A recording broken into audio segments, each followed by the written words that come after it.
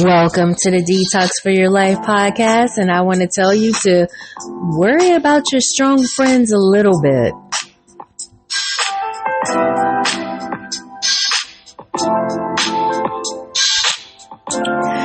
So yesterday I saw a post by Michelle Clark, author, entrepreneur, social media influencer, that said, I think I just articulated something that I've been trying to get out for years. Just now I was telling a friend about what I've been going through, and he said, but I ain't worried about you. You got this. I paused and said, worry about me a little bit.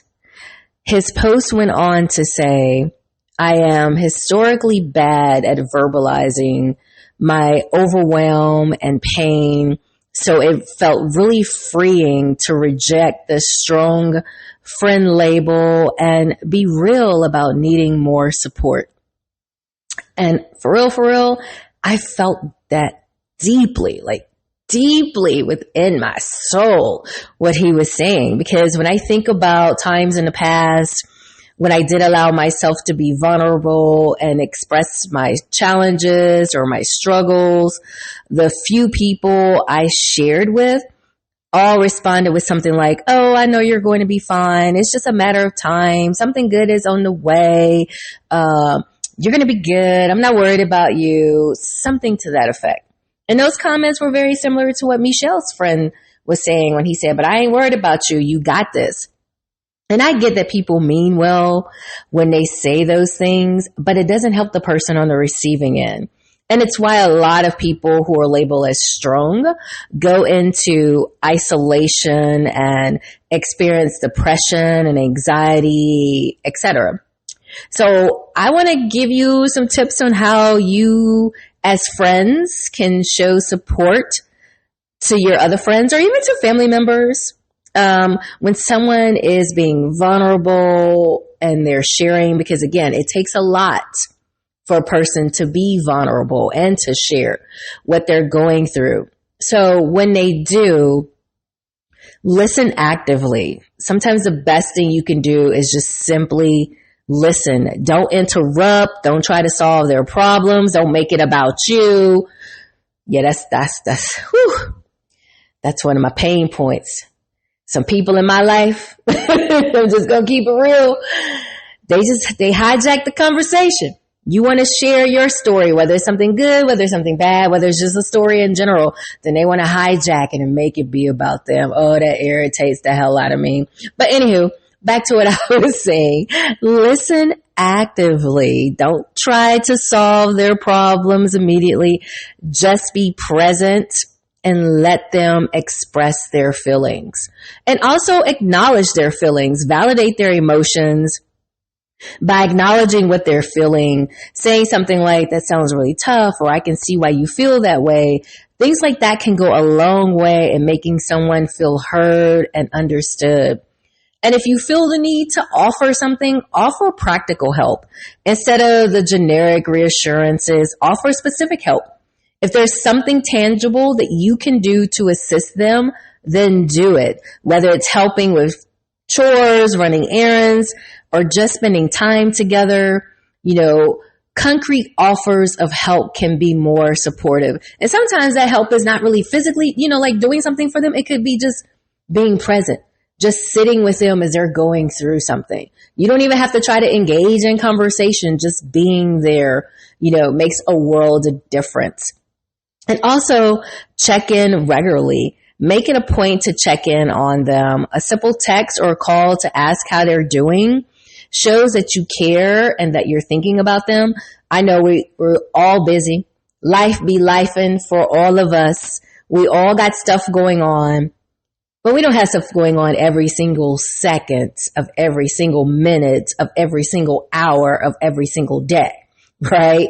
It takes how many seconds to send a text message to check on somebody that you care about? So check in on them regularly. Encourage professional help. If you notice that a friend is struggling, significantly with something, gently encourage them to seek professional help. Sometimes talking to a therapist or a counselor can provide the support that they need. It's a different outlet. It's a neutral place for them. They are probably won't feel as judged or worry about if I'm vulnerable and share with you, or you going to run and share with somebody else, so, and there's just some things that we can't help our friends with. They need those professionals to help. And also be patient and understanding. Understand that everyone copes differently and at their own pace. Stop expecting them to be you. Stop expecting them to respond the way you would respond or do what you would do. We're all different human beings. We all cope differently. We all have our own different pace. So be patient and be understanding. Be patient with your friends. Avoid pushing them to feel better quickly. And also, if you feel comfortable doing so, and if you think it would help, this is not same as when I said earlier, don't hijack the conversation and make it about you. This is a little different, but share your own vulnerability. Sometimes sharing your own struggles and how you cope can make your friend feel less alone, because sometimes people feel alone because they feel like they're the only ones going through it.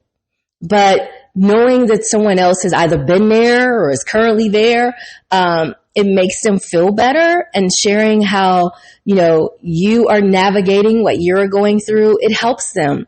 So it shows that it's okay to have difficulties and that they don't have to be strong all the time. Let me say this again. They don't have to be strong all the time. Because let me tell you, I'm that person.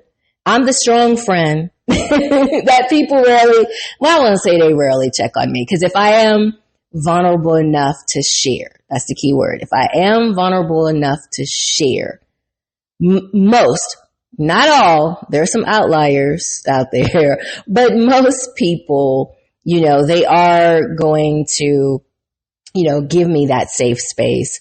But the reality is no one is strong 100% of the time.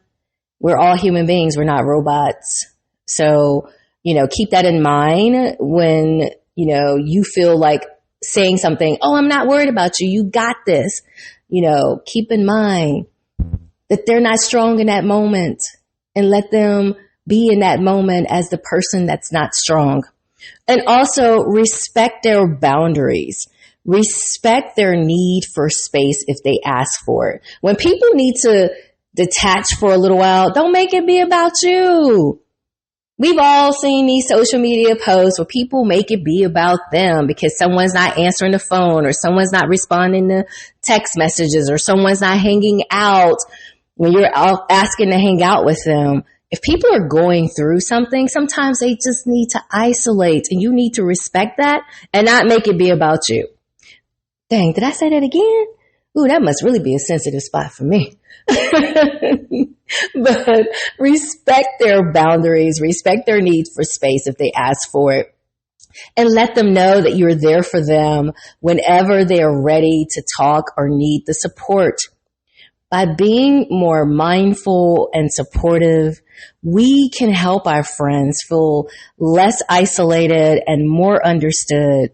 It's not about solving the problems for them, but it's about being there as a reliable source of support. So the next time a friend opens up to you, remember to listen, acknowledge, and offer your presence and help. Sometimes just knowing that someone truly cares can make all the difference in the world. I'm Nicole L. Turner, your mindset coach, helping you shift the way you think so you can change the way you live. If you're in need of a mindset coach, you can reach me at detoxforyourlife.com.